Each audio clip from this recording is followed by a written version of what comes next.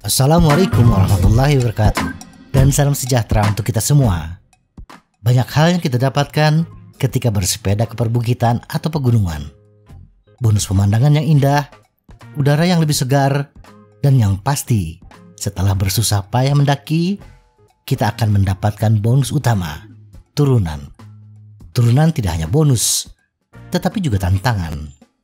Bagi pesepeda yang takut bersepeda di turunan, seperti saya, memiliki keterampilan menurun yang baik sangat penting untuk tetap aman ketika keadaan menjadi curam atau kecepatan semakin meningkat. Nah, apa saja yang harus kita ketahui ketika bersepeda di turunan, khususnya turunan dengan permukaan yang mulus seperti jalan aspal atau beton?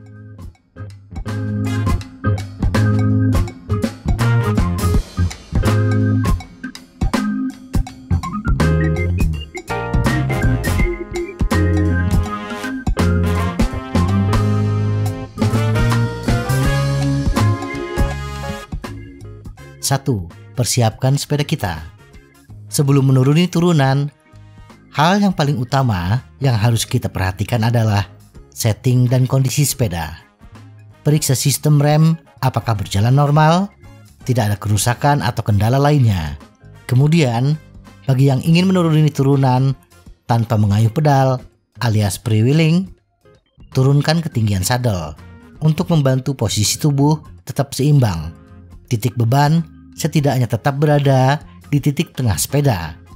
Semakin curam turunan, semakin rendah sadel yang harus kita turunkan.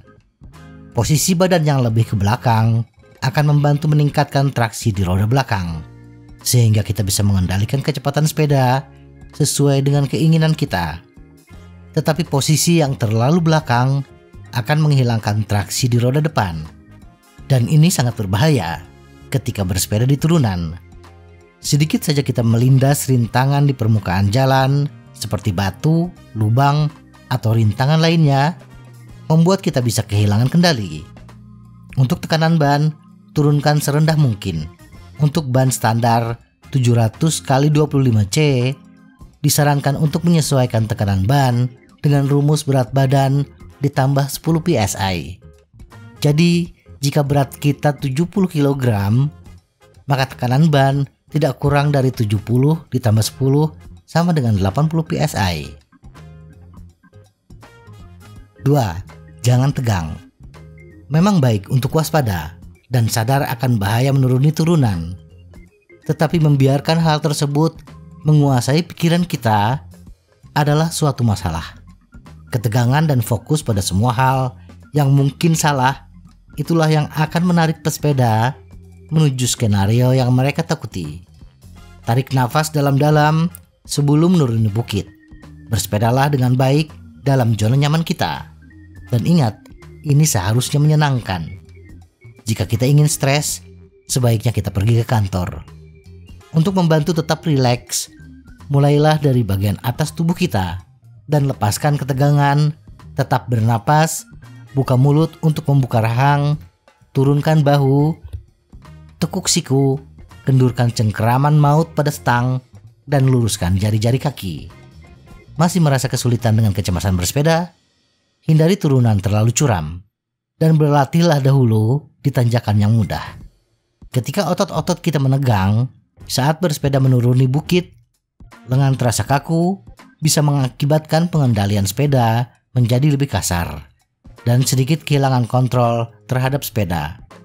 Menekuk siku dan merilekskan bahu sambil menguatkan dengan lengan bawah akan memastikan bersepeda lebih aman dan lebih terkontrol. 3. Kecepatan. Bagi pesepeda yang tidak terbiasa dengan kecepatan tinggi, menuruni turunan merupakan satu tantangan tersendiri. Tanpa kita mengayuh pedal, kecepatan sepeda akan terus meningkat karena gaya gravitasi. Nah, agar kita merasa lebih percaya diri dan aman ketika menuruni turunan, maka kita perlu mengendalikan kecepatan sepeda sampai pada batas yang kita inginkan. Kita bisa meningkatkan kecepatan ketika menghadapi turunan yang lurus, karena kita bisa memantau situasi di depan sepeda pada jarak yang jauh.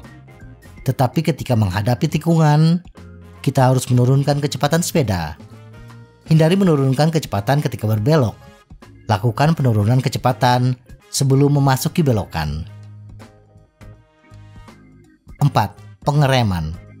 Ketika menurun, persiapkan jari-jari kita berada di tuas rem, siap untuk melakukan pengereman.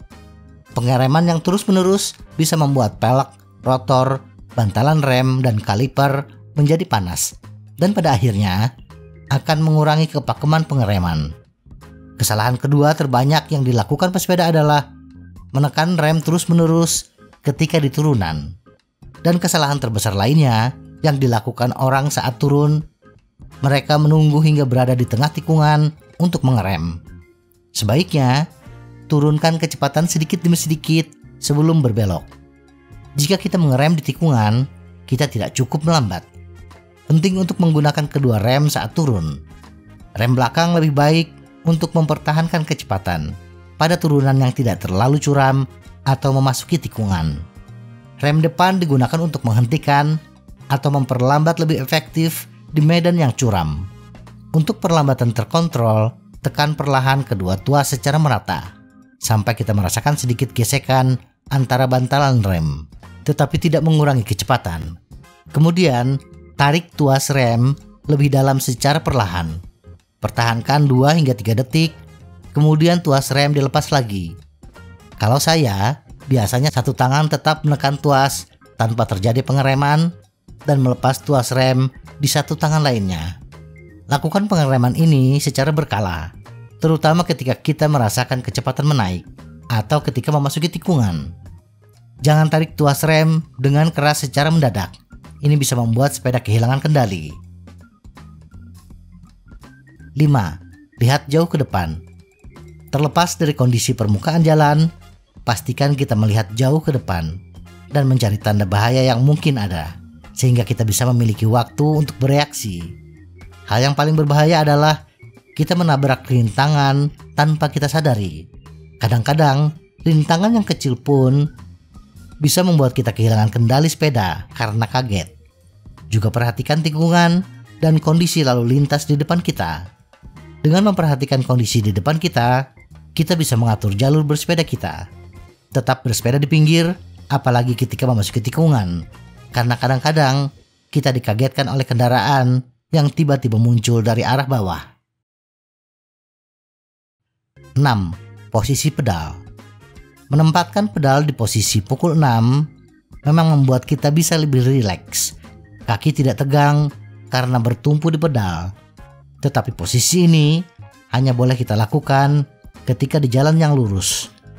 Ketika akan memasuki tikungan, di mana biasanya posisi sepeda lebih miring, posisikan sadel berada di jam 3 sampai 9 atau sejajar dengan permukaan jalur, agar pedal tidak terantuk rintangan di permukaan jalan yang bisa berakibat fatal bagi kita.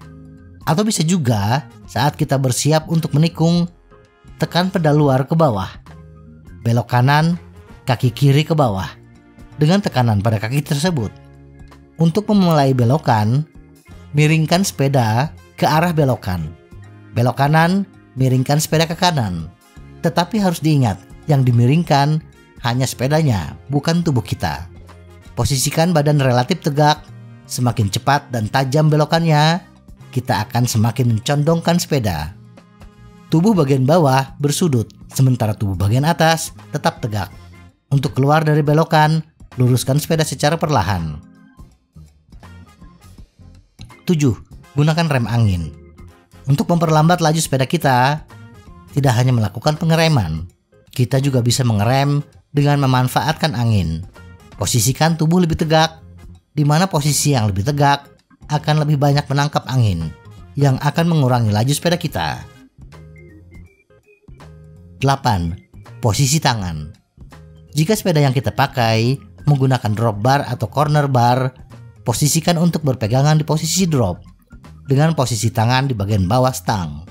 Pusat gravitasi kita akan lebih dekat ke permukaan yang membuat sepeda menjadi lebih stabil.